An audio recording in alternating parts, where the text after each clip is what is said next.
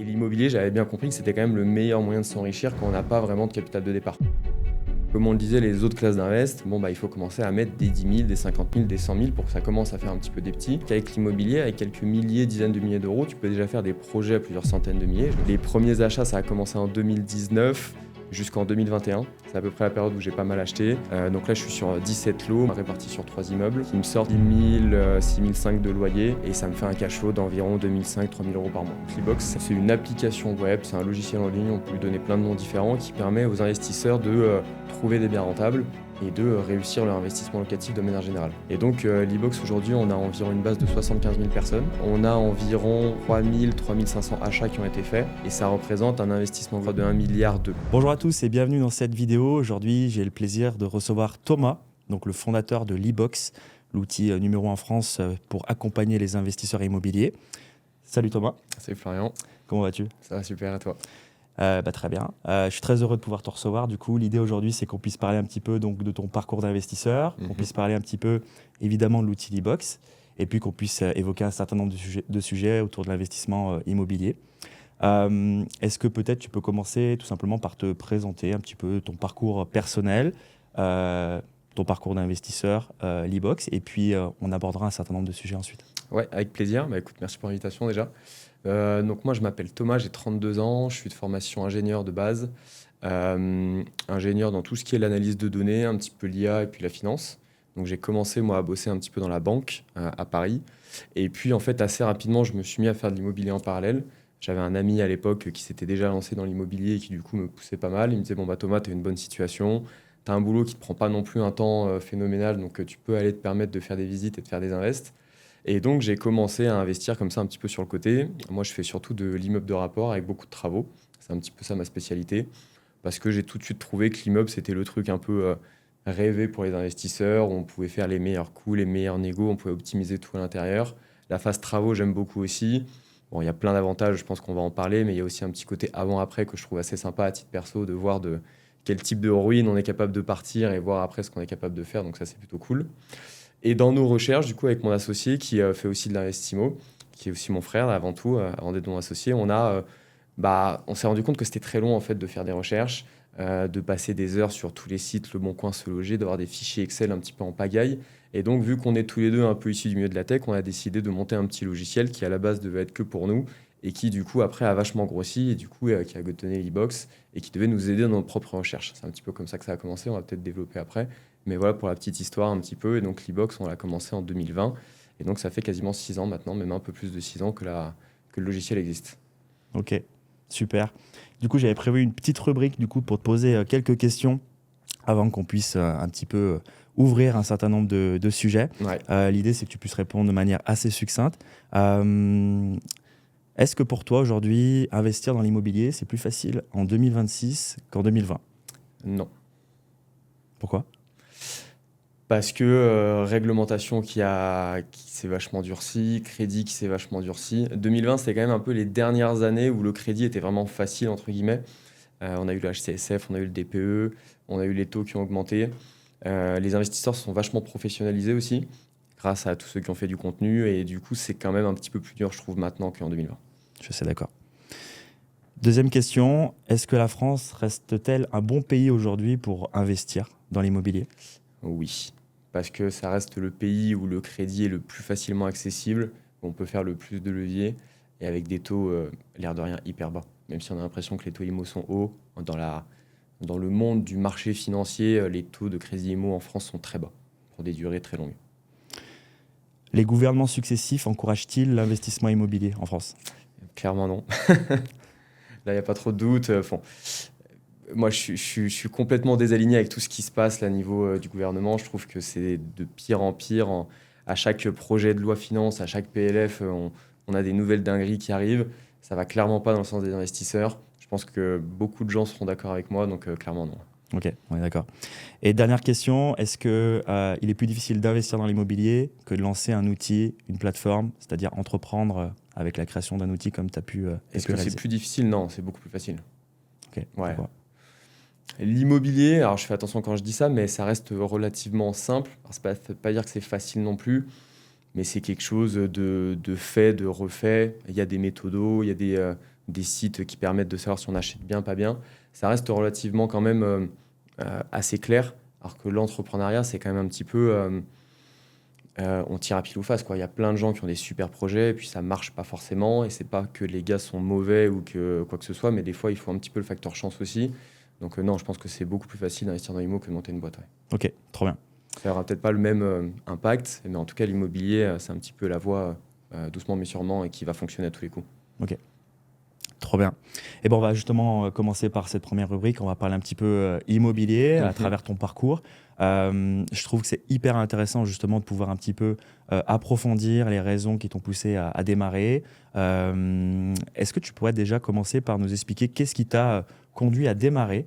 Qu'est-ce qui a fait que tu as fait l'acquisition de ton premier bien? Bon, voilà, c'est un projet quand même important d'investir dans son premier bien. Qu'est-ce qui t'a motivé à enclencher en tout cas la machine dans un premier temps? C'est dur de se souvenir. Je sais que quand j'étais petit, j'aimais beaucoup le Monopoly. Peut-être qu'il y a un petit lien. J'ai toujours adoré un petit peu acheter des trucs comme ça. Je me suis toujours dit, je sais pas trop d'où ça vient, mais que ce serait cool d'avoir plein d'apparts et d'être un gros propriétaire. Je sais pas trop d'où ça me vient. Et du coup, en fait, cette idée-là, elle a un petit peu germé jusqu'à le moment où je disais, j'ai un ami en école d'ingé, du coup, qui lui s'était lancé à fond dans l'immobilier. Donc, qui m'a poussé un peu à faire pareil. Et je me suis dit, en fait, c'est presque évident, quoi. Et surtout, quand on regardait un peu les chiffres, je me disais, mais ouais, en fait, l'immobilier, c'est incroyable. Parce que on me demande souvent aussi, donc moi, je suis un petit peu financier de base, donc je fais de l'IMO, je fais de la bourse, je fais du private equity, je fais de la crypto, je suis sur pas mal de classes d'actifs. Et on me dit toujours, est-ce qu'il vaut mieux faire de l'IMO, de la bourse ou autre chose? Et en fait, je leur dis toujours, en fait, si tu te dis, par exemple, la bourse, ça te fait 10% par an, si ça se passe bien. L'immobilier, on a l'impression que ça fait moins, mais en fait, vu que tu as du levier, ton rendement sur cash, en fait, en IMO, il est de 50, 100%. Plus, ouais. C'est formidable, quoi. Donc, Ça, c'est un vrai sujet. Ça, c'est quelque chose que les gens ont du mal à comprendre. D'ailleurs, c'est un petit peu injuste pour l'immobilier. C'est qu'on va venir comparer d'une façon différente l'immobilier avec les autres actifs. Ouais. Alors que si on prend vraiment le capital investi, c'est simple. Hein. On prend un exemple, je vais peut-être prendre un exemple un peu simpliste, mais j'arrive à faire un projet quasiment sans apport. Je vais mettre 1000, 2000 euros en 2020. J'arrive à lever un actif qui vaut 200 000 en valeur, qui va me rapporter chaque année peut-être 10% effectivement de revenus. Mais à la fin, j'ai cet actif, j'ai ces revenus, et moi j'ai mis 2000 euros. Ouais, c'est ça. Donc en fait, si on compare et on est honnête, c'est vrai que sur ce plan-là, l'immobilier, il n'y a pas de comparaison. En fait. Il n'y a pas photo. Et c'est pour ça, c'est vrai que si l'idée c'est d'investir en cash, tu as 100 000 euros à mettre, est-ce qu'il vaut mieux les mettre dans de la bourse ou dans de l'IMO? Moi, je les mettrais dans la bourse. Parce que le rendement est à peu près le même et c'est vachement plus tranquille. Maintenant, si tu as 10 000 euros à mettre, entre mettre 10 000 euros dans de la bourse ou alors avec tes 10 000 euros faire un apport pour acheter un appart à 100 000, là, il faut clairement faire l'apport pour faire un appart à 100 000 parce que tu auras 100 000 euros investis. Et du coup, tu as un levier qui est assez fou. Donc, c'est pour ça que l'IMO, ça reste super intéressant. Ça reste super intéressant. Ok, donc tu as saisi ça dans ton début de parcours, tu avais cette intuition qu'il fallait en faire aussi pour ça, qu'il y avait un levier très très fort. C'est ça. Parce que moi, je suis parti aussi avec quasiment pas d'apport en fait. Moi, je viens d'une famille assez modeste. Donc après, j'ai eu de la chance de assez bien gagner ma vie en sortant d'école d'ingé. Mais je partais un petit peu de zéro niveau épargne. Et puis après, c'est mes économies sur mon salaire qui ont constitué ça. Et l'immobilier, j'avais bien compris que c'était quand même le meilleur moyen de s'enrichir quand on n'a pas vraiment de capital de départ. Comme on le disait, les autres classes d'invest, il faut commencer à mettre des 10 000, des 50 000, des 100 000 pour que ça commence à faire un petit peu des petits. Alors qu'avec l'immobilier, avec quelques milliers, dizaines de milliers d'euros, tu peux déjà faire des projets à plusieurs centaines de milliers. Je me suis dit, ouais, en fait, c'est vraiment le truc, c'est un peu la martingale, la niche, quoi. Donc, du coup, j'ai assez vite saisi ça.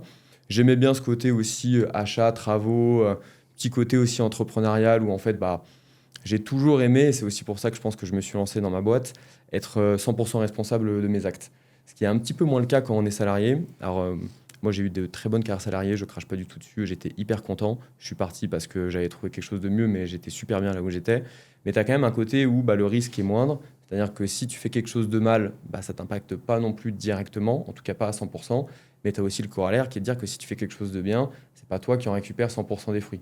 Et du coup, moi, j'aimais bien déjà ce côté IMO, c'était moi et moi-même, quoi. Donc, il fallait que je trouve moi-même le bien, que je me débrouille, que je fasse moi-même comme il faut les calculs, la négo, les travaux. Donc j'aimais bien ce côté-là et c'est un peu comme ça que je me suis lancé dedans. Ok. Ça me fait penser à un sujet qui est celui de dire quand on a déjà une situation stable, donc typiquement toi tu avais un CDI, on partage ce point commun d'avoir fait des études d'ingénieur.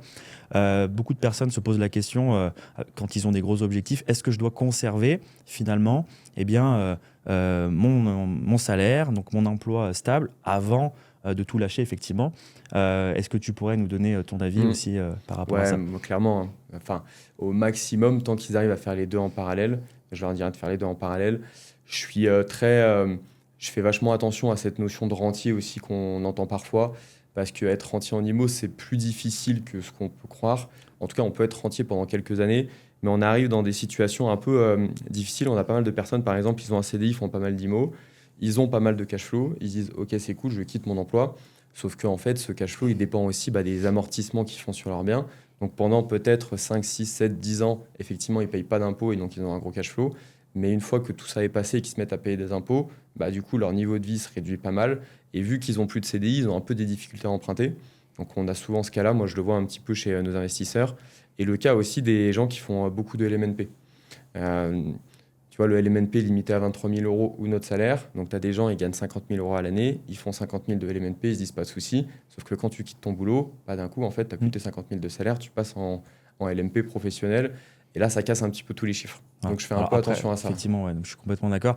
Après, moi, je suis passé en LMP il y a déjà plusieurs années. Bon, tu peux toujours, effectivement, rester à une imposition nulle tant que tu es sur un bénéfice nul. Néanmoins, dès que ça dépasse, effectivement, on est sur l'URSSAF. Je suis assez d'accord avec ça. Sur la notion de rentier, d'ailleurs, moi aussi, j'avoue que ce terme, c'est pas un terme que j'exploite, alors, ni sur mes communications, ni un terme que j'utilise, dans la mesure où, effectivement, ça laisserait entendre, en effet, que c'est un statut définitif. Ouais. Et en vérité, si on fait le tour, même nous qui sommes dans un petit milieu, on connaît beaucoup de personnes qui, effectivement, en tout cas, sont libres grâce à l'immobilier.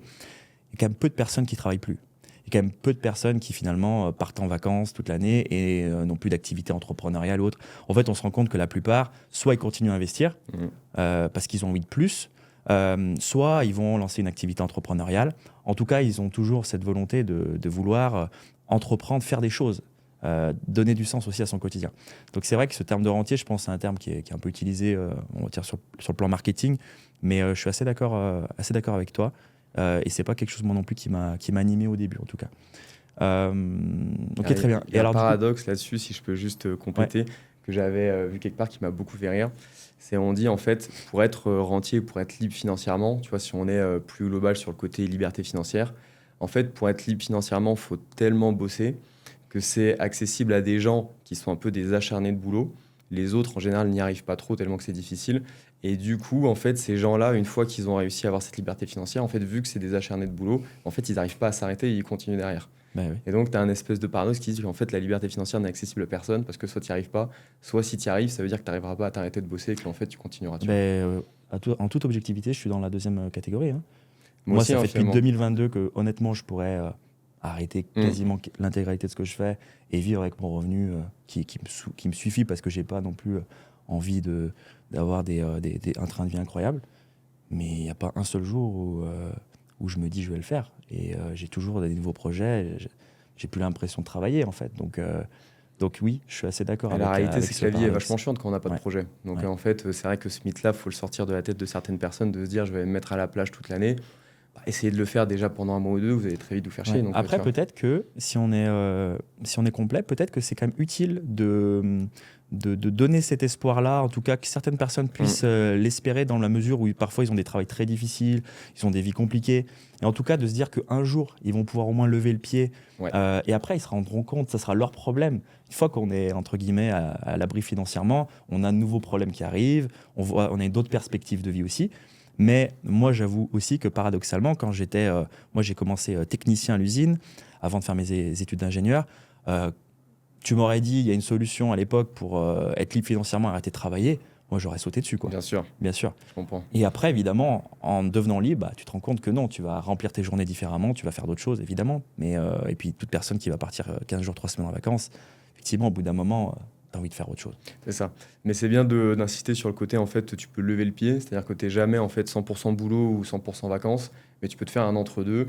Tu as plein de gens dans l'immobilier, bah, ils font 3, 4, 6 mois de vacances par an et puis ils bossent le reste de l'année et ça leur fait quand même un train de vie qui est beaucoup plus sympa. Ils sont pas à 100% vacances, mais du coup, ça leur permet quand même de bien kiffer la vie.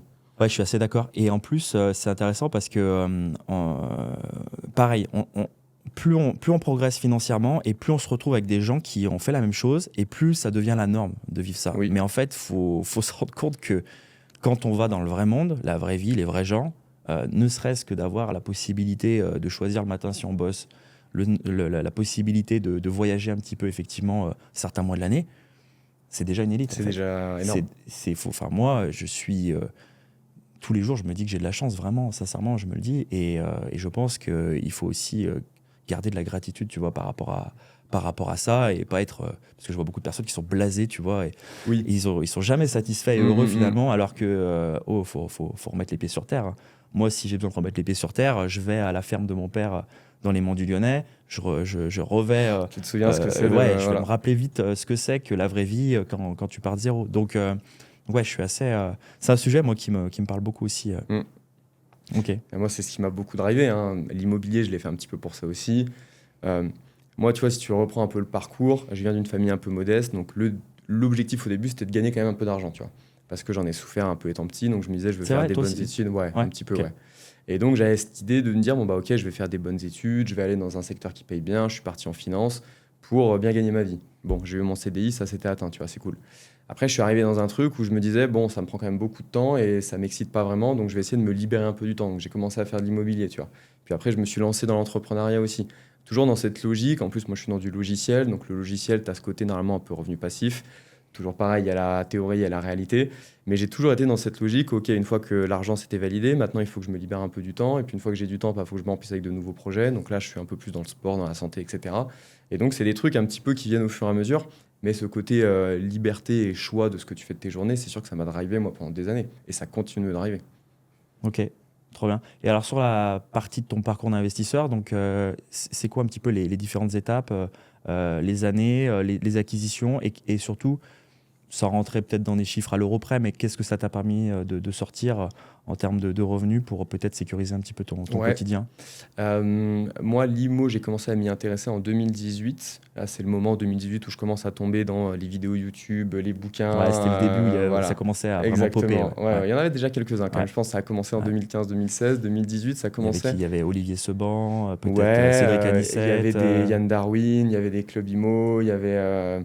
voilà, pas mal de gros maintenant presque dinosaures. Hein, mais maintenant, ils ont tous 40, 45 ans. Ouais, c'est beaucoup, ça, ils sont tous un petit peu dans ces tranches d'âge. Donc là, je commençais un petit peu là-dedans. Donc c'est là où j'ai commencé à m'y mettre un peu sérieusement. Les premiers achats, ça a commencé en 2019 jusqu'en 2021. C'est à peu près la période où j'ai pas mal acheté. Donc là, je suis sur 17 lots, moi répartis sur 3 immeubles, qui me sortent à peu près 6 000, 6 500 de loyer. Et ça me fait un cash flow d'environ 2 500-3 000 euros par mois. Ok, est-ce qu'il y a du Airbnb à l'intérieur? Un tout petit peu, ouais. J'en ai 2 sur les 17 qui sont Airbnb. Ça, je l'ai un peu fait par hasard. J'ai un immeuble où en fait j'avais un deuxième étage qui était en mode plateau. Je l'ai divisé en 3 appartements. C'était des studios. Et en fait, ces studios, ils sont sortis au mois de mai. Les travaux se sont terminés à ce moment-là. Je me suis dit, c'est de la location étudiante, je vais trouver personne pendant l'été, donc je vais tenter du Airbnb pendant l'été. Je les ai mis les 3, ça a super bien marché, ce qui fait que j'en ai 2 que j'ai laissés en fait toute l'année et un qui avait déjà été réservé en fait au mois de juin par une petite étudiante là qui du coup voulait le réserver pour le mois de septembre 2 mois en avance. Elle était d'accord pour qu'on fasse 2 mois de Airbnb et le prendre en septembre, donc celui-là je l'ai laissé. Et les autres ça a super bien marché, donc je les ai laissés comme ça, un peu par surprise. Donc ça c'est un peu le petit bonus. Le projet était déjà très bien en fait en location longue durée meublée et le Airbnb ça vient faire un petit peu de peps, mais c'était pas prévu, un peu surprise. Ok, donc dans l'équilibre de ton parc aujourd'hui, tu es dans une notion justement de ne pas mettre tous tes œufs dans le même panier. Tu sais, je pense, tu pourrais mettre beaucoup plus de lots en location courte durée au départ locataire, mais tu es plutôt dans une démarche équilibrée. Ouais, ça, c'est intéressant aussi. Tu vois, j'ai la moitié. En gros, j'ai ces 2 en Airbnb et après, c'est moitié en nu, moitié en meublé à l'année. Donc, surtout de la longue durée quand même. Moi, je pars du principe quand même que l'IMO, moi, j'ai pas envie que ça devienne mon métier de gérer mon immobilier ni de gérer mes locataires. Donc, je suis vraiment dans une logique de passivité au maximum, dont tout est délégué. Et moi, c'est comme ça que je vois l'immobilier, quoi. Je le vois vraiment comme un truc passif. On parlera peut-être un petit peu plus tard d'expatriation, mais si je pars à l'étranger, j'ai envie que ce soit complètement géré, que je sois tranquille et que voilà, c'est vraiment un investissement et c'est pas un travail pour moi. Il y a un travail à la mise en place, mais il n'y a pas un travail sur la gestion derrière. Ok, hyper intéressant. Ça, c'est un gros point de peur et de Mhm. blocage pour beaucoup qui démarrent. La partie délégation, ça reste quand même difficile Ouais. de le faire. Comment tu as réussi finalement à y arriver? Parce que j'ai cru comprendre ouais, que tu étais parfois, en tout cas en voyage, tu n'étais pas toujours à côté de tes biens, si j'ai bien compris. Ouais. Comment tu as réussi finalement à réussir cette étape qui est pour beaucoup extrêmement difficile? Moi, j'ai dû le faire dès le début parce que quand j'ai beaucoup acheté, donc je bossais à Paris et tous mes biens étaient au minimum à 3 heures de Paris. Donc je pouvais vraiment pas y aller pour changer une ampoule.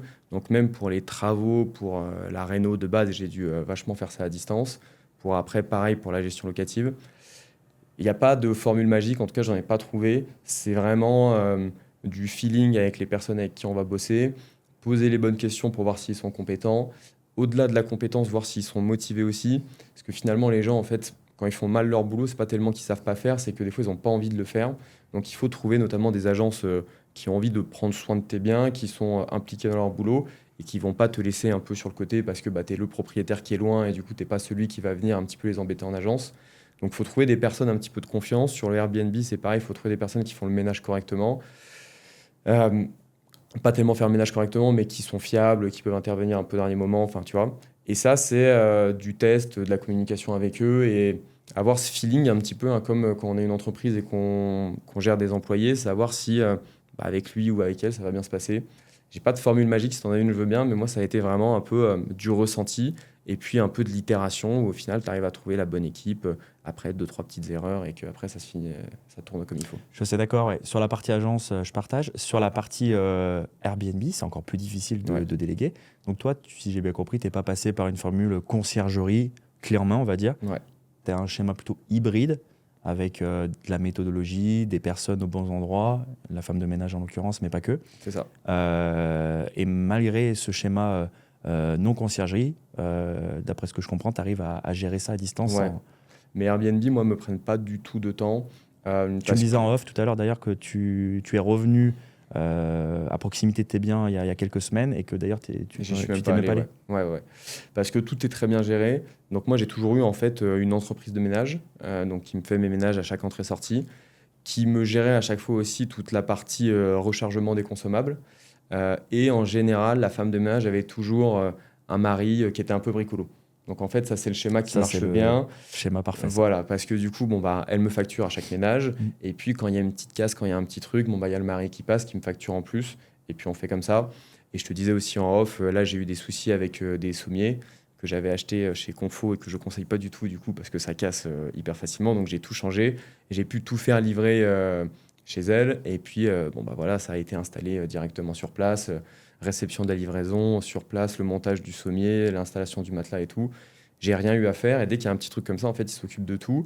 Et moi, j'ai juste, entre guillemets, à gérer les messages Airbnb, mais Airbnb, maintenant, en fait, il y a une automatisation qui est hyper bien foutue, ce qui fait qu'en fait, moi, ils reçoivent des messages avant d'arriver, le jour de leur arrivée, pendant leur séjour. Ils ont quasiment tout et j'ai très peu de questions, en fait, hein. En pratique, je réponds à deux trois messages par semaine et basta, quoi. Et encore. Ok, très très bien, très très fort. En tout cas, tu es l'exemple que c'est possible. Puisque, en fait, quand tu es à distance, j'ai envie de dire, tu n'as pas le choix. Mm. Donc, ça te force à trouver des solutions et tu as réussi. Donc, franchement, bravo pour ça. Peut-être sur les perspectives, pour terminer sur la partie de ton parcours IMO, comment tu vois les choses aujourd'hui? Est-ce que tu imagines encore poursuivre tes investissements ou est-ce que tu es dans une forme de contentement en te disant bah, que c'est déjà bien et tu vas plutôt optimiser ce que tu as déjà réalisé? Là, je suis dans une phase presque d'arbitrage où je commence à me poser la question de revendre certains biens aussi, que j'ai déjà depuis 5 6 ans, du coup. Ça, c'est une vraie question de beaucoup de personnes. Ouais, Ils entendent parler du mot arbitrage. Évidemment, quand au début du parcours, tu ne comprends pas trop. Qu'est-ce c'est qui conduit normal. un investisseur évidemment, je pose volontairement la question. Qu'est-ce qui pousse un investisseur à se poser la question d'un arbitrage? Ouais, bon, un arbitrage, du coup, c'est savoir quoi revendre pour potentiellement racheter. Donc, forcément, il faut avoir des projets de rachat. Donc en fait, très souvent, tu te mets à arbitrer quand tu as d'autres projets qui arrivent. Euh, Ça peut être ça, soit tu as d'autres projets qui arrivent, tu as besoin de libérer du cash, soit tu te dis en fait, ben, mon investissement ne me rapporte plus autant qu'avant. Et ça peut être compliqué à comprendre pour certaines personnes parce que tu peux dire, bah, mon investissement c'est toujours le même, il rapporte toujours autant qu'avant, j'ai toujours le même prix d'achat, j'ai toujours les mêmes loyers. Mais là, on voit pas trop, c'est que plus le temps avance et moins on a de levier. Et ça, on en revient un petit peu à ce qu'on disait tout à l'heure niveau levier bancaire. Tu prends ton appartement à 100 000 euros où tu as mis 10 000 euros d'apport. Bon, bah, au début, tu as un levier de x10. Tu reviens 10 ans après, il te reste peut-être que 50 000 euros de crédit. Et donc, en fait, si tu revendais, tu toucherais 50 000 euros. Et donc, finalement, tu n'as plus que x2 en levier. Et donc, on ne se rend pas compte, mais notre rendement sur le cash investi, il diminue dans le temps. Et c'est pour ça qu'en fait, on aime bien ne pas revendre dans trop longtemps. Et donc, tu peux te dire, bah, en fait, effectivement, mon truc à 100 000, je peux le revendre, récupérer 50 000 et refaire la même chose, dire je mets 50 000 d'apport pour investir 500. Et du coup, bah, effectivement, là, je fais un arbitrage qui est intéressant parce que ça me permet d'acheter plus gros. Donc, c'est un petit peu là-dessus que tu commences à te poser des questions d'arbitrage ou alors tu as des projets personnels qui peuvent arriver, partir à l'étranger, acheter ta RP, des choses comme ça. Et donc, là, moi, je suis un peu dans cette phase-là. En plus, moi, j'ai eu une grosse phase où j'ai pas beaucoup acheté parce que la boîte, forcément, ça a été du plus que plein temps pendant pas mal d'années. Donc, je me suis vraiment focus là-dessus. Là, on arrive à un stade où la boîte maintenant est un peu plus mature, un peu plus déléguée et processée. Donc, je me pose des questions de racheter. Il y a la question aussi d'investissement à l'étranger parce que la situation de la France, je suis quand même pas très très fan de ce qui est en train de se passer. Et donc, je suis un peu dans cette réflexion-là en ce Ok. moment. Belle transition du coup sur du coup, ta boîte, Mhm. l'entreprise. On va, si tu le veux bien, du coup, aborder un petit peu ce sujet.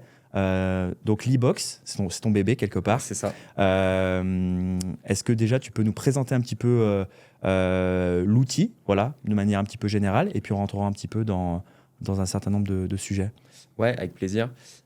Pour faire rapide, donc l'e-box, c'est un outil, c'est une application web, c'est un logiciel en ligne, on peut lui donner plein de noms différents, qui permet aux investisseurs de trouver des biens rentables et de réussir leur investissement locatif de manière générale. Comment est-ce que ça marche? Il y a plusieurs axes qui sont assez intéressants et qui en fait sont des problèmes qu'on rencontre chez tous les investisseurs. Le problème numéro un, c'était d'avoir accès à tout le marché immobilier. Je pense que toi comme moi, on l'a fait. On regarde sur le Bon Coin, puis on regarde sur le Se Loger, puis on regarde sur les sites d'agence. Et en fait, des sites, bah, il y en a des milliers. Et on n'est jamais sûr d'avoir toutes les annonces. Et puis en plus, on voit passer 3 fois la même annonce. Donc c'est une perte de temps énorme. Donc nous, on a créé notre propre moteur de recherche. On a 1500 sites qui viennent directement sur l'e-box. Et du coup, bah, on a accès à toutes les annonces de tous ces sites-là, qui sont des doubles menés entre chaque site, etc. Donc ça permet d'avoir accès à des offres qui ne sont pas forcément visibles aux yeux des autres investisseurs, prendre un petit peu d'avance et avoir aussi des filtres qui sont un petit peu plus pertinents pour les investisseurs, pour avoir que les annonces les plus rentables, avec un certain cash flow, qui sont en dehors, sous le marché, pardon. Et donc ça permet d'avoir une recherche qui est déjà vachement plus optimisée. Ça, c'est la grosse branche quand même, la partie recherche, trouver des biens rentables. On avait une deuxième problématique qu'on avait identifiée chez les investisseurs, c'était de savoir où investir. Je pense que tu le vois beaucoup peut-être avec tes élèves aussi. La première question, c'est bien beau, mais où est-ce que j'achète quoi? Et donc, bon, bah, il y a la notion un petit peu terrain, mais nous, on fonctionne beaucoup avec des données, parce qu'au final, c'est quand même ça le truc le plus fiable et le plus incontestable. Et donc, on donne en fait des analyses de toutes les villes de France, sans exception, où on peut voir à chaque fois la démographie, les prix, les loyers, est-ce qu'il y a beaucoup de chômage, est-ce que les gens ont de l'argent, est-ce qu'il y a des entreprises, est-ce qu'il y a des commerces. Et ça permet de faire des analyses hyper poussées, de se rassurer vraiment pour se dire, bon, bah, quelles sont les villes autour de chez moi qui correspondent à mes critères et dans lesquelles je vais pouvoir aller investir. Ça, c'est le deuxième axe. Et puis le troisième, c'est tout ce qu'on adore aussi en France, toute la partie fiscalité, où du coup, on va pouvoir en fait calculer très facilement des rendements, des cash flows, intégrer sa fiscalité, savoir s'il vaut mieux faire du meublé, savoir s'il vaut mieux faire de la SCI, savoir s'il vaut mieux revendre à 5 ans, à 10 ans, à 15 ans, comme on était un petit peu en train de l'expliquer. Et ça va nous dresser un espèce de bilan comptable en fait qui va nous dire année après année combien est-ce qu'on gagne, combien est-ce qu'on paye d'impôts, si on revend, combien est-ce qu'on paye d'impôts sur la plus-value. Donc on a un tableau comme ça hyper carré qui est fait avec un fiscaliste qui nous audite sur cette partie-là. Et ça permet d'avoir en fait une chaîne un petit peu complète entre le moment où je veux me lancer dans l'investissement, je cherche un bien, jusqu'au moment de l'achat où je vais pouvoir aller chez le notaire et devenir propriétaire. Ok, très bien. Bah, moi, j'ai eu l'occasion de tester et d'utiliser l'outil, on en parlera un petit peu plus tard. Question, comment t'es venue l'idée? Quel a été, on va dire, le démarrage de ce projet? Qu'est-ce qui a fait que ça a été lancé? Comment ça s'est mis en place concrètement dans ta tête? Ouais, c'est assez marrant la petite histoire. C'est du coup, donc moi j'ai commencé à m'intéresser à l'IMO en 2018, comme je te disais, avec mon frère qui est mon associé sur la boîte du coup. On se voyait pas forcément très souvent parce que lui il était encore sur Lyon, moi j'étais à Paris. Et grosso modo à Noël, on se voit assez souvent parce que bon, bah, voilà, les repas de famille. Donc Noël 2018, moi je discute un petit peu et je dis bon bah non, c'est Mathieu pardon qui commence, mon frère du coup, et qui dit bon bah je pense que vous vous en foutez, mais je viens d'acheter un immeuble parce que je me suis lancé dans l'immobilier quoi. Et je fais ah c'est dingue parce que moi aussi je viens d'acheter un immeuble. Bon, il se trouve que celui-là, finalement, ne sera pas allé au bout. Mais du coup, on se rend compte un peu tous les deux en même temps qu'on s'est lancé dans l'immobilier quasiment en simultané et en plus sur le même type de bien. Incroyable. Donc, du coup, dans toute l'année Sans le 2019, savoir, donc sans le savoir en plus, c'est vraiment par pur hasard. C'est par pur C'est hasard. ça, ouais. Ouais, Donc, ok. ça, c'est Noël 2018. Après, forcément, l'année 2019, bon, bah, on s'échange un peu des astuces, des recherches, tout ça, on discute pas mal. Et c'est quand on se revoit à Noël 2019 que je dis à Mathieu, ah, c'est quand même vachement chiant la recherche sur Le Bon Coin et tout ça. Est-ce qu'on ne pourrait pas créer un petit truc qui nous permet d'aller plus vite? Lui, il est développeur web de métier, donc il a tout cet aspect web. Moi, toute la partie données, je savais où la trouver, et je savais comment la mettre en place. Et du coup, on a commencé par créer en fait une extension navigateur, un plugin qui venait se rajouter directement sur les sites pour rajouter des infos comme la population dans la ville, un calcul de rendement, un calcul de cash flow, qui nous donnait des infos sur les loyers. Et ça permet en fait assez rapidement de sélectionner les annonces qui étaient intéressantes en fait sur Le Bon Coin et sur Se Loger. Donc ça, c'était un peu la V1. Et ce truc-là, du coup, pour pouvoir s'en servir nous-mêmes, on a dû le mettre en ligne sur du coup le Chrome Store, qui est là où on trouve toutes les extensions. Et ce truc a eu pas mal de téléchargements en fait naturellement. Et on a commencé à recevoir des emails d'investisseurs qui nous disaient bah, votre truc il est bien, mais faudrait rajouter ça, il y a ça qui Donc, bug, des faudrait faire suggestions, ci. des propositions Exactement. d'amélioration. Et ça, là, on s'est dit putain, il y a C'est quand même précieux il y a un pour, vrai truc, ouais. ouais. Et surtout, on s'est dit il y a une demande en fait. Donc ce petit truc qui à la base devait être que pour nous, on s'est dit en fait il y a peut-être quelque chose à faire. Donc on a commencé à le faire un petit peu plus abouti, un petit peu plus design, un petit peu plus joli. Et à la fin, on s'est dit en fait c'est vrai que le vrai rêve qu'on avait, c'était pas uniquement qu'on ait un truc qui se rajoute sur les sites de base, mais qu'on ait vraiment un outil qui récupère toutes les annonces de partout. Et c'est pour ça qu'on s'est dit, bon, bah, ok, je pense qu'il y a quelque chose à faire. Et donc, on a décidé de lancer ça début 2020, du coup. Donc, l'idée à Noël 2019. Et on a commencé à développer d'abord l'application pendant les 2-3 premiers mois de 2020. Et après, on a commencé à faire le site internet qui existe aujourd'hui. Ok. Pour ceux qui connaissent peut-être pas trop cet environnement d'entrepreneuriat, web, développement, etc., c'est pour connaître aussi d'autres personnes qui sont dans ce milieu-là, ça reste très difficile. Il y a beaucoup de challenges, beaucoup de blocages. Est-ce que toi et ton frère, vous avez rencontré des challenges difficiles à traverser pour, on va dire, faire en sorte que l'e-box devienne ce qu'il est devenu aujourd'hui? Est-ce que par exemple, vous avez eu besoin de vous mettre en relation avec les plateformes qui justement produisent les annonces? Est-ce qu'il y a eu des challenges particuliers pendant ces différentes années de développement? Ouais, c'est assez compliqué à la fois sur la partie technique et puis à la fois sur la partie marketing. Donc en effet, nous, on a pas mal de partenariats avec les agences qui nous envoient directement des biens. Donc ça, c'est le plus pratique. C'est pour ça qu'on réussit aussi à avoir des annonces un petit peu en avance par rapport aux grandes plateformes aussi. Parce que en fait, très souvent, les agences immobilières, ce qu'elles vont faire, c'est qu'elles vont d'abord mettre leurs biens sur leur site à elles. Et puis si ça se vend, tant mieux. Et si ça se vend pas, elles vont le mettre sur les grands portails qui coûtent en plus de plus en plus cher. Et du coup, elles essayent de faire cette économie. Mm. Donc il y a eu cet aspect technique qui a été difficile, pareil sur la fiscalité. Euh, des simulateurs vraiment de fiscalité immobilière, personne n'avait vraiment voulu en faire des très complets parce que la fiscalité est hyper complexe.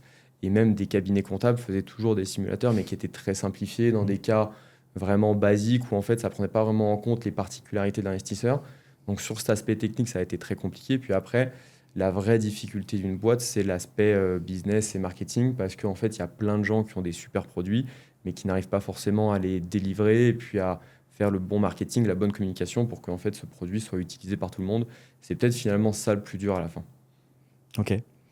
Est-ce que tu pourrais nous faire une présentation très simple, un petit peu des... Je crois il y a 3 formules sur l'e-box, Ouais. les grosses différences entre les 3 niveaux et peut-être à qui ça s'adresse. On l'a construit justement pour que ça s'adresse à de l'investisseur le plus débutant qui démarre jusqu'à la personne la plus experte. Donc on a un premier forfait qui va s'adresser aux personnes qui démarrent un petit peu, qui veulent se familiariser avec l'investissement immobilier mais qui ne sont pas forcément en recherche active.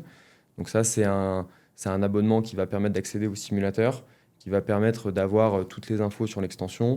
Donc on va pouvoir aller voir des annonces sur Le Bon Coin, les ouvrir dans l'e-box et commencer à jouer un petit peu avec les chiffres, se rendre compte d'accord, c'est quoi les charges quand on a un investissement immobilier, se rendre compte d'accord, c'est quoi les rendements, les cash flows, comment ça se calcule. Donc ça va être la première formule. On va avoir la formule du milieu qui est la plus utilisée, qui est celle qui va donner en plus accès au moteur de recherche, qui du coup nous donne accès à ces 1500 sites en direct, qui va nous permettre aussi de trouver les villes rentables autour de chez nous. Donc ça, c'est la formule au milieu. Et la formule qui est la plus experte, c'est là où on va avoir des investisseurs qui sont plutôt expérimentés, qui sont plutôt en fin de parcours, parce qu'ils vont avoir accès du coup à un dossier bancaire qui va se faire un peu en automatique, qui permet d'augmenter ses chances d'avoir son crédit. Ils vont avoir des alertes mail en direct aussi pour passer un petit peu devant les autres investisseurs. Et c'est toutes les personnes qui vont vouloir faire des simulations aussi dans des sociétés commerciales, SAS, SARL, EURL, où là, du coup, on est plus sur un profil professionnel, voire marchand de biens. J'en profite du coup pour la petite histoire. Donc, ça fait un certain temps que je travaille avec Thomas avec ce logiciel, qu'on l'utilise aussi au sein des accompagnements 3A. Et du coup, j'ai négocié pour vous, si vous souhaitez tester l'outil sur l'e-box. Donc, vous avez 50% de remise sur le premier mois, sur l'ensemble des formules, et vous avez un lien dans la description.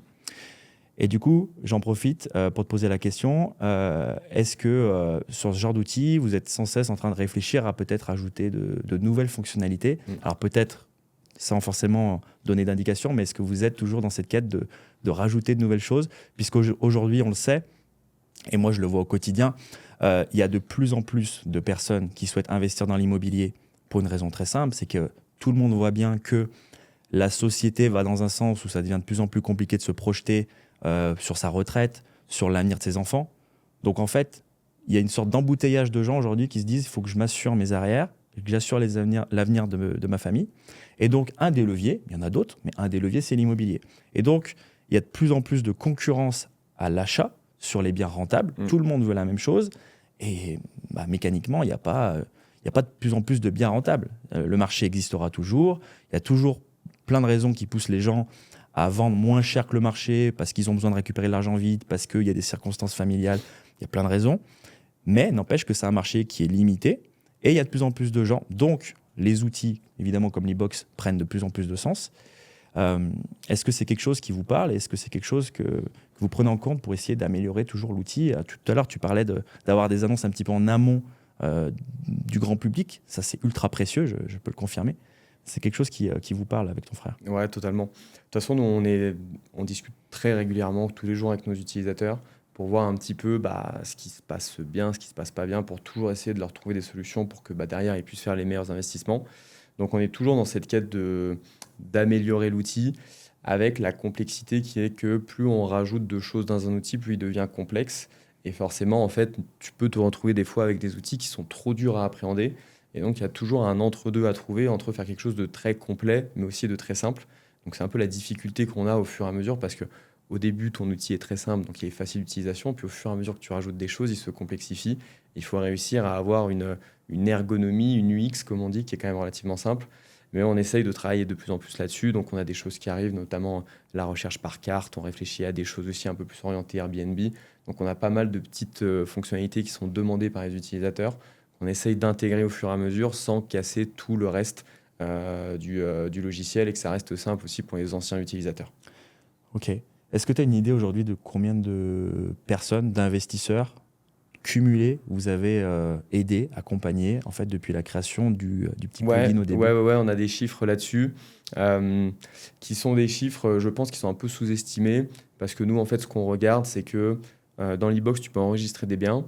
Et tu peux dire, est-ce que je suis en train de l'analyser? Est-ce qu'il faut que je fasse une visite? Est-ce que j'ai acheté ou est-ce que j'ai une offre refusée? Donc, en fait, on est capable de regarder un petit peu tous les biens qui ont été achetés et en faire un petit peu la somme de tout ça, quoi. Et donc, l'e-box, aujourd'hui, on a environ une base de 75 000 personnes. On a environ 3 000, 3 500 achats qui ont été faits. Et ça représente un investissement global, je crois, de 1,2 milliard. Énorme. Quelque chose comme ça depuis le début, ouais. Donc, on est quand même assez content. Et on a assez régulièrement des histoires de personnes qui nous disent qu'ils ont trouvé des biens qui n'étaient pas disponibles sur Le Bon Coin, sur Se Loger, mais sur d'autres sites un petit peu sombres et qu'ils sont arrivés un petit peu en avance et qu'ils ont fait des coups de fusil comme ça. Donc on est super fiers parce que au-delà de l'aspect financier, réussir une boîte, tu as aussi ce côté t'aides vraiment les gens. Et on ne le voit pas forcément toujours quand on est dans du logiciel parce qu'on n'est pas en mode service en face à face avec eux. Et quand on a ces petits retours, ça fait toujours plaisir. Donc s'il y en a qui nous écoutent et qui ont des petits retours d'expérience, n'hésitez pas à nous faire un petit mail, ça fait toujours plaisir de recevoir ça. Ouais, complètement. Ouais. Bah, bravo pour ça, honnêtement. Merci. C'est vraiment une expérience entrepreneuriale très, très puissante. Et puis, il y a beaucoup de personnes qui abandonnent sur un parcours comme ça. Vous avez continué à développer. Et puis, c'est un outil surtout qui est facile à utiliser. Moi, à titre personnel, je fais les onboarding avec mes clients, mais c'est très simple parce qu'il y a des tutos, il y a des vidéos. On est vraiment guidé et vraiment, c'est très, très agréable. Et effectivement, pour avoir aussi vécu ça en 2019, quand j'ai commencé à investir, à l'époque, évidemment, il n'y avait pas tous ces outils-là. Je me souviens très bien des moments passés sur le Bon Coin, Sologer, la galère que c'était, les fichiers Excel. En fait, c'était tout à la main, quelque part. Personne, finalement, nous aidait à l'époque. Et aujourd'hui, je rebondis peut-être du coup sur la question que je te posais, est-ce que c'est plus simple ou pas d'investir aujourd'hui ? Sur le plan des outils, sur le plan de l'aide qu'on peut avoir, je pense que oui, effectivement. Par contre, effectivement, il y a plus de concurrence. C'est ça. Mais c'est vrai que maintenant, on a une vraie avance quand même quand on utilise des outils comme ça, que ce soit l'e-box ou un autre. Hein. Mais c'est vrai que ces outils ont vraiment fait une grosse différence. En fait, la différence aujourd'hui, si on réfléchit, c'est peut-être que en 2018-2019, l'amateur, monsieur et madame tout le monde, qui tentait son coup, lui pouvait réussir. Ouais. En fait. Il pouvait réussir parce qu'à l'époque, il y avait beaucoup de moins de gens qui le faisaient. Aujourd'hui, celui qui arrive, j'ai envie de dire, de manière un peu amateur, sans préparer le terrain, sans outils, sans être aidé sur le projet, sans avoir un minimum de réseau, c'est difficile. Bonne chance. Ouais. C'est difficile. Toujours faisable, je pense, quand on est très énervé, mais beaucoup plus difficile qu'à l'époque. En fait, il faut être capable de faire des erreurs.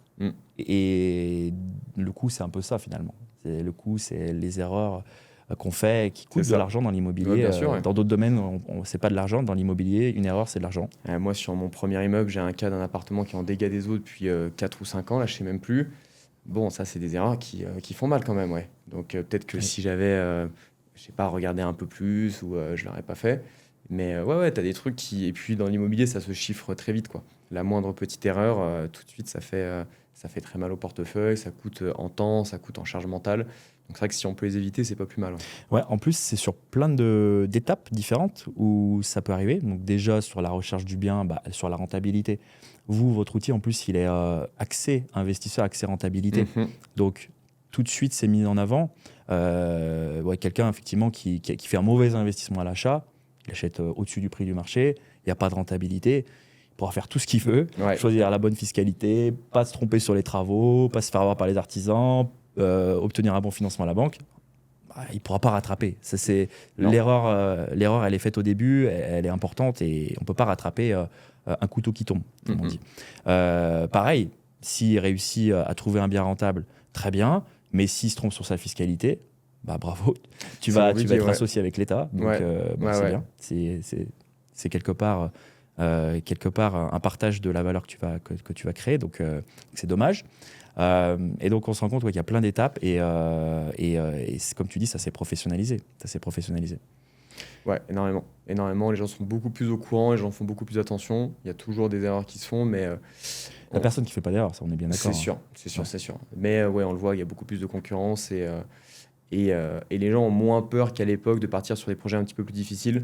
Ou à l'époque, quand tu faisais un immeuble avec des gros travaux, il n'y avait quand même pas grand monde qui se lançait là-dessus. Aujourd'hui, il y en a de plus en plus. Aujourd'hui, il y a plein de gens qui y vont, bien sûr. C'est ça.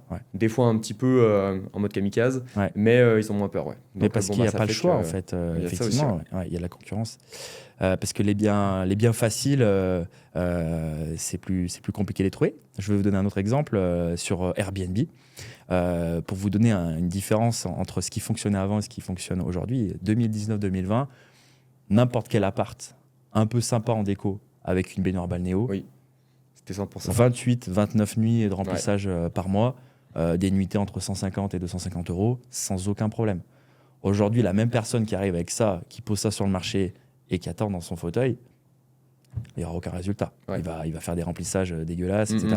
Et donc, pour arriver au même résultat aujourd'hui, il faut un niveau de valeur sur le logement, de sophistication, d'expérience, pour que le client puisse effectivement y trouver son compte par rapport aux autres concurrents qui ont déjà... Donc, professionnalisation à tous les niveaux. Donc, c'est peut-être je pense, je pense, tu me corrigeras si tu es d'accord ou pas, mais je pense qu'aujourd'hui, effectivement, en tout cas, si vous voulez vous lancer, si vous êtes vraiment débutant, le but, c'est d'acquérir quand même un niveau de suivi, d'accompagnement ou en tout cas d'outils, selon voilà, le niveau de leadership que vous avez, pour au minimum empêcher la réalisation des grosses erreurs qui coûtent très très cher, je pense. Ouais, c'est ça. Faut pas y Enfin, en aller tout cas, c'est ce que je dirais complètement, faut c'est ce pas que y je dis aller à mes amis. complètement à poil, se renseigner un minimum, se Ouais, faire accompagner si besoin, à minima, regarder des bouquins, des vidéos, des trucs. bien sûr. Et ouais, je suis assez d'accord. Ne pas se lancer quand même tête baissée là-dedans. Ouais. Dernier sujet que je voulais évoquer avec toi, donc peut-être l'expatriation, en tout cas la réflexion qu'on a de plus en plus en France. En tout cas, il y a de plus en plus de personnes qui ont cette réflexion de se dire est-ce que finalement notre avenir à long terme est en France. Est-ce que c'est un sujet qui te parle? Est-ce que tu as déjà une réflexion là-dessus, toi aussi? Ou est-ce que, au contraire, tu fais partie des personnes qui ont vraiment une volonté féroce de rester en France et en tout cas de ne pas s'ouvrir à d'autres choses pour le moment? J'y pense, comme beaucoup de monde en ce moment. J'y pense un peu à contre-cœur, un peu, parce que, en plus, pardon, parce que moi, j'ai pas mal profité du système français. J'ai été boursier pendant mes études, et j'ai touché les appels, etc. Enfin bref, et je suis très reconnaissant et fier d'être en France. J'avais pas de problème à payer beaucoup d'impôts. Je continue à en payer énormément, que ce soit en perso ou que ce soit avec la boîte. Mais maintenant, là, c'est vrai que je vois la direction que prend le pays. Ça m'inspire pas trop confiance. Donc, je suis pas encore parti, mais c'est vrai que je commence à regarder un petit peu ce qui se fait à l'étranger. Et pas uniquement sur l'aspect fiscal, mais aussi sur l'aspect sécurité, sur l'aspect éducation, sur l'aspect... Il y a plein de choses où je trouve que la France, ça se dégrade un petit peu. Et j'ai pas l'impression, en fait, que ça va beaucoup s'améliorer. Alors là, peut-être que je me trompe, mais il y a tellement d'inertie dans la politique que, en fait, la situation de la France aujourd'hui, c'est la conséquence des 10 dernières années, 15 dernières années de politique. Et du coup, là, je considère que dans les 10 dernières années, il s'est rien passé de bien, au contraire. Et je vois pas la France s'améliorer dans les 10 ou 15 prochaines années. C'est-à-dire, c'est un peu comme le climat où on dit, même si on fait tout bien dès aujourd'hui, on prend quand même 2 degrés. Et ben la politique, c'est pareil. Même si on fait tout bien dès aujourd'hui, ce qui est déjà loin d'être le cas, ben en fait, on verra pas les résultats avant, je pense, 10-15 ans. Et c'est ça qui m'inquiète un peu. Ouais, je suis complètement d'accord. Il y a énormément d'inertie entre l'action Exactement. et le résultat. Et même les actions d'aujourd'hui sont encore plutôt négatives. C'est ça. Donc, sur le plan de la perspective, c'est vrai que c'est inquiétant. Et je rebondis sur ce que tu disais à contre-cœur. Ouais, Ça, totalement. Hein. ça, c'est intéressant parce que beaucoup pensent que imaginer s'expatrier, partir à l'étranger, etc., c'est un choix facile, c'est un choix en fait cynique presque. En fait, quand on part à l'étranger, ou en tout cas quand on évoque ce sujet, faut voir tout ce qu'il y a derrière. L'éloignement avec la famille, la perte de ses racines, quand on est attaché à là où on a grandi, les amis qu'on a, la famille, j'en parle pas. Mm. Et puis, en France, quand on a grandi en France, il y a plein de choses qu'on a aimées et qu'on aime encore et on aurait envie de conserver jusqu'à la fin de ses jours, voire pouvoir le transmettre à ses enfants. Donc ça, c'est un vrai sujet. Et la fiscalité, c'est qu'une partie, mais vraiment objectivement, Oui. Ça fait partie. Totalement, Mais ouais. c'est dire que ça fait pas partie. Mais en tout cas, moi, honnêtement, c'est pas du tout la plus grosse partie. Ok. Et alors, du coup, est-ce que comment du coup, via l'immobilier, on peut ouvrir cette réflexion, en tout cas se préparer. Est-ce que l'immobilier, d'ailleurs, ça peut permettre de se sécuriser sur ce plan-là, même si on n'a pas prévu de partir forcément tout de suite? Est-ce que selon toi, ça peut permettre à minima de poser des fondations de patrimoine, d'argent, Mm. qui pourraient permettre de prendre une décision plus tard si ça venait vraiment à se dégrader? Ouais, totalement, parce que de toute façon, l'expatriation, ça reste quand même un coût. Faut quand même avoir les moyens aussi d'aller vivre dans un autre pays. Alors après, ça dépend le pays qu'on choisit. Il y en a qui sont plus ou moins chers, mais forcément, c'est plus accessible à des personnes qui gagnent un petit peu plus d'argent. Et donc, avoir de l'immobilier, avoir du patrimoine, avoir des revenus un petit peu plus élevés, forcément, ça va aider là-dessus. Donc, dans tous les cas, moi, je pense que l'immobilier, ça peut permettre de récupérer un petit peu d'argent qui peut nous permettre de partir, de récupérer peut-être un petit peu de temps aussi pour pouvoir peut-être se délaisser un petit peu de son travail pour se libérer un petit peu du temps libre et peut-être monter une autre activité parce que la plupart des gens qui s'expatrient, en fait, ils vont remonter une activité dans le pays où ils vont aller. Donc, du coup, il faut qu'il y ait aussi une phase de transition où on soit capable un petit peu d'assumer financièrement et être capable de remonter sa nouvelle activité pour être capable de gagner un petit peu d'argent et pouvoir vivre confortablement dans le pays aussi. Donc, dans tous les cas, en fait, l'immobilier donne toujours des options qui ne sont pas forcément prises, mais donne une option de se dire, bah, si un jour j'ai envie de faire ça, je suis en capacité de le faire. Et je trouve que c'est ça aussi qui te donne une vraie liberté mentale. Finalement, Ouais. c'est un peu comme la liberté financière, c'est de se dire, j'ai pas forcément besoin de m'arrêter et de me mettre toute la journée sur la plage, mais si un jour j'ai envie de le faire, je peux quand même le faire. Et Ça finalement, change tout, ça. c'est ça qui rend Ouais. presque le plus heureux. Ah, mais je suis C'est pas complètement d'accord. tellement le faire, c'est de Ouais. se dire que si j'ai envie, je le fais, alors qu'en Ouais. fait, sûrement qu'on le fera jamais, mais Peut-être. quand même, on se dit que bon, bah, si un jour on veut, on peut. Et ça, c'est quand même une liberté, je trouve, d'esprit et de charge mentale qui est incroyable. Ah, je suis complètement d'accord. C'est vrai qu'on évoque rarement ce sujet, mais peut-être peut-être que moi, à titre personnel, je partirai jamais de la France. Mm. Je sais pas. Je ne saurais pas évaluer, mais je sais pas. Mais si ça se trouve, il y a une petite chance que ça soit le cas. Mais au final, j'aurais vécu toute ma vie avec cette possibilité de partir. C'est ça. Et ça, Et c'est tu tellement vis précieux. libéré. Et Ah ça ouais. change tout, ouais. Ça Ouais. change tout, ouais. La possibilité de faire des choses, c'est pas la même chose que les réaliser, mais ça apporte quasiment tout autant de bonheur. En tout cas, merci Thomas. Avec plaisir. Merci d'être venu à ma rencontre. C'était vraiment un plaisir de pouvoir échanger avec toi. Dites-nous ce que vous en avez pensé en commentaire.